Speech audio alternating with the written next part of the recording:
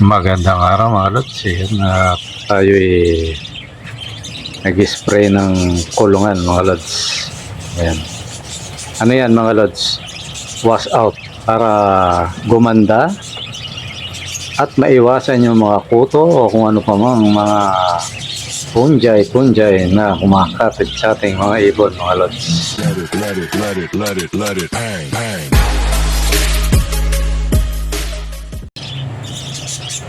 Ayun, magandang araw mga lods. Ngayon ano tayo? Mag-i-spray tayo ng ng wash out mga lods. Kasi yan yung ginagamit ko pag yung pampaganda ng balahibo mga lods. Bukod sa gaganda na yung balahibo, matatanggal pa yung mga kumikoto yung mga alagaan nyo. Kasi minsan meron yan o kaya yung mga tinutubuan sa paa, saka sa toka. Diba yung parang bulutong, no? Ang nga bang pangalan, kalimutan ko na. O, skull, yan. Parang skull mite, yan, mga ganyan. Kaya yan, pampaano yan, pantanggal sa mga punjay, puto, yan, gaya ng skull mite, para maiwasan yan. Tapos gaganda pa yung balahibo ng ating mga alaga. Pero ang kailangan lang dyan mga lods, bago kayo mag-spray, tanggalin nyo yung yung pakainan nila at saka yung inuminan para panigurado. Tapos ang timpla na ito mga lods, kung hindi pa kayo sanay, hindi kayo sanay gumamit na ito, matabang lang. Siguro sa sa litro, mga 2 litro o 2 litro at kalahati. Tapos isang sachet ng wash out. Para para matabang muna siya. Pag yung medyo bago ka, ganyan lang muna. Tapos lang, yung pang-spray, may nabibili naman sa online, saka sa mga kahit sa palengke meron.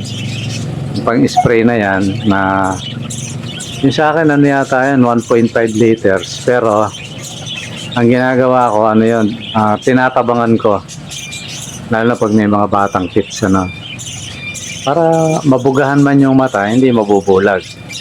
Kasi yan mga lods, pag di kayo nag-iingat, nakakabulag yan. Bubulag yung alaga nyo, baka magtaka kayo bakit hindi na makakita yung alaga nyo. Yan yung yan yung minsan ingatan natin mga lods.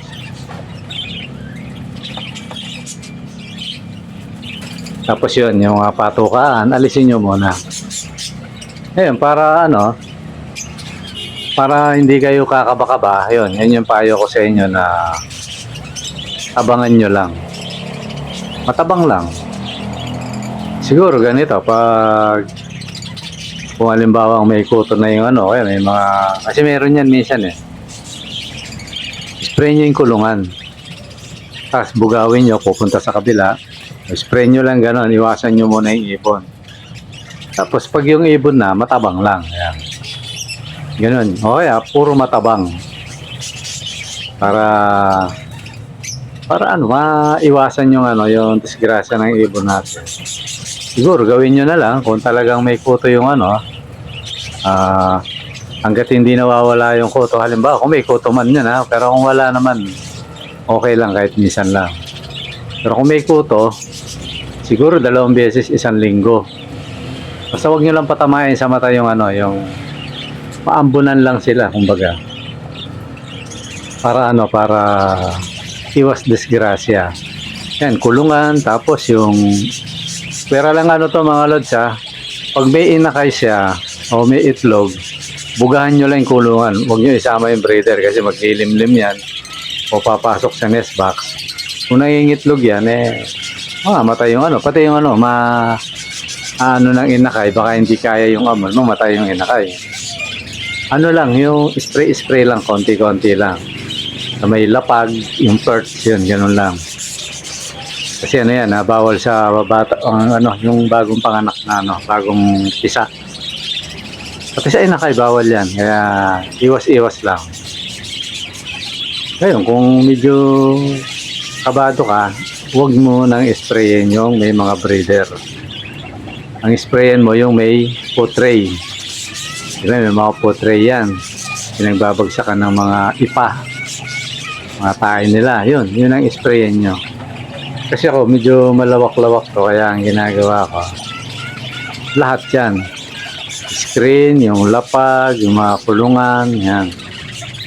Tapos sa breeder, although alam ko na yung gagawin ko, na-sprayan ko yun na hindi nababasa yung mga breeder. Kasi may kaya maingat tayo doon. Yan, ganyan lang ang pag-aalaga ng kids.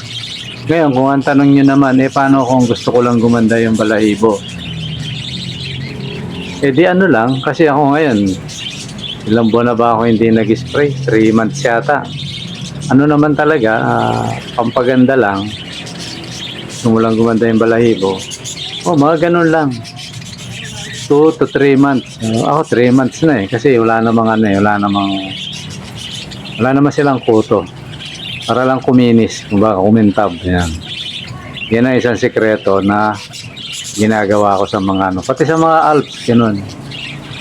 Yan, pati mga manok ko, dinamay ko na mga lods. Kasi naman yan pang-ibon yan ang manok ibon din naman yan pero sa manok mas matapang, kaya lang ako tira ko lang yun kaya inano ko na rin sa mga manok para kung may mga kuto-kuto man sila hindi na magkanda hawa-hawa nisprayan ko yung lapag, yung mga kulungan, lahat totally. Kaya yan yung wash out, trabaho ng wash out mga lods. Tapos ano pa ba yung gusto kong sa inyo? Ayun, yung daw, yung mga kids niya, puro lalaki.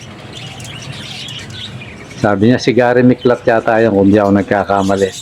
Comment ka na lang, Lod, sa YouTube kung Sabi niya, Lod, ba't ganun yung ko, puro kak, sabi niya. Talagang ganun minsan. Na pag nagbuga, lamang yung kak. Ngayon, pag minalas-malas, puro kak. Minsan naman, puro hen. Ako ganun napapansin nyo dati. Naubusan ako ng kak. Minsan naman, naubusan ako ng hen. Puro kak, ganun. Hindi natin ma-perfect yan Kasi, kahit sabihin mo mag-sex link ka. Sabihin na sex link yung mutation niya na na yung male tsaka female, halimbawa, ito, sex link talaga to. Ito sasabihin ko.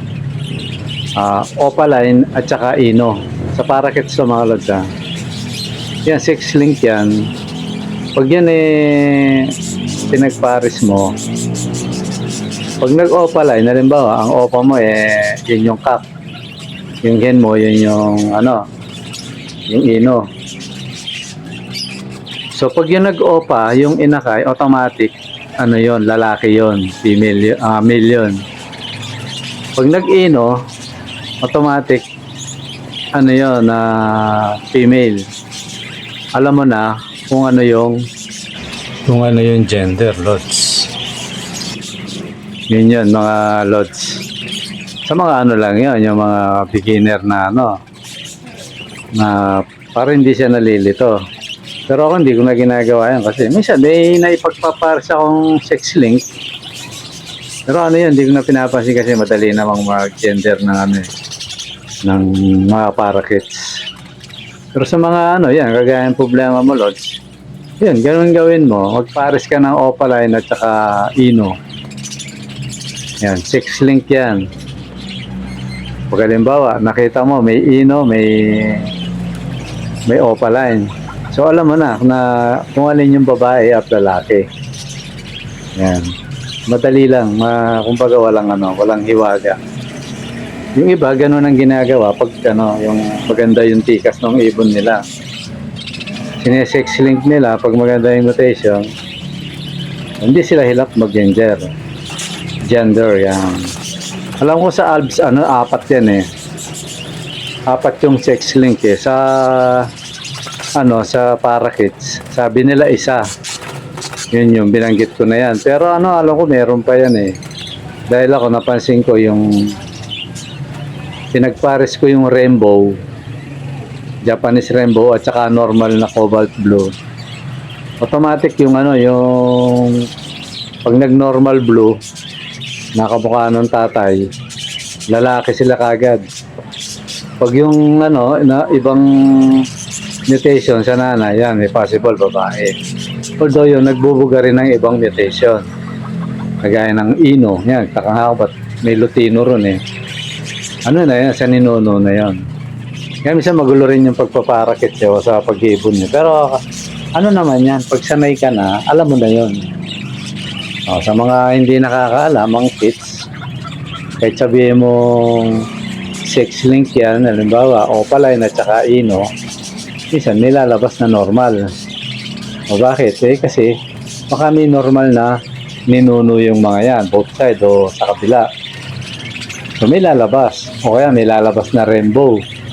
May possible na may lahing rainbow yung mga ibon na yan.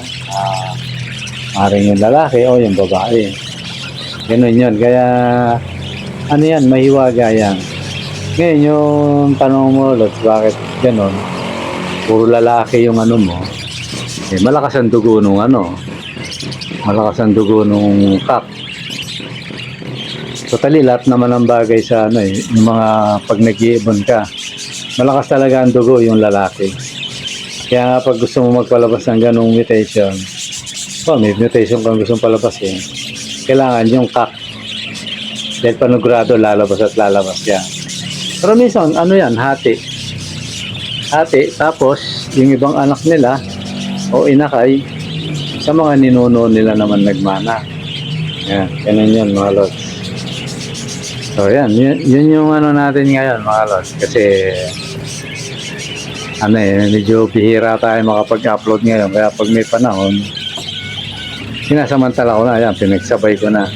Dapat magkahiwalay ito eh, pero okay lang kasi ano eh, mga tanong to eh, kaya ayan, yung ayaw talagang pumunta sa ano, napipilitan ako sagutin mga lods. Sana comment din kayo sa ano, sa YouTube mga lods. So yun lang siguro mga lods. At yung ano, naalala ko pala no, yung nagtatanong kung magkano yung mga kits ko. Sabi ko sa kanya, Lods, punta ka sa Messenger, yan. Ayoko dyan makipag-transaction sa YouTube kasi merong ano dyan, may fisherman. Alam nyo ba yung fisherman? So ibig sabihin ng fisherman, may nanonood na mga mag-iibon dyan. Ito, ano lang real talk lang. Di naman ako babanggit ng pangalan. Tapos, pag yung nakitang bibili ka, i-chat-chat ka ngayon. May message ka sa ano mo. Ito ka na lang, Lods, ito, ganyan. Yan. Kaya iniiwasan ko na yan kasi may competition. Kaya kung kursunado nyo yung mga kits ko, pumunta kayo sa messenger ko. Andiyan naman yung ano ko, yung messenger ko sa description, saka yung Facebook, saka yung number. Pero maganda messenger kasi mas madali ko siyang nabasa. Saka mas makikilala ko kagad kayo kung sino yung nag-message mga lods. So yan lang yan. Ano, sa susunod, abangan nyo yung ano, yung mga vlog natin na yan, babalik tayo. I-reset natin yung mga dati para sa mga bago. Lalo na ngayon, may mga bago akong subscriber na sabi ko, manood ka para ano, para malaman mo yung dapat mong malaman. Kaya minsan, siyempre, siguro busy, kaya hindi sila nakakapag-comment, mga lods. Pero sana comment din kayo, mga idol, kahit maiksi lang. Kasi importante yun sa mga kagaya naming nagpo-vlog. Okay, mga lods, siguro hanggang dito muna at maraming salamat sa panonood. Bye-bye.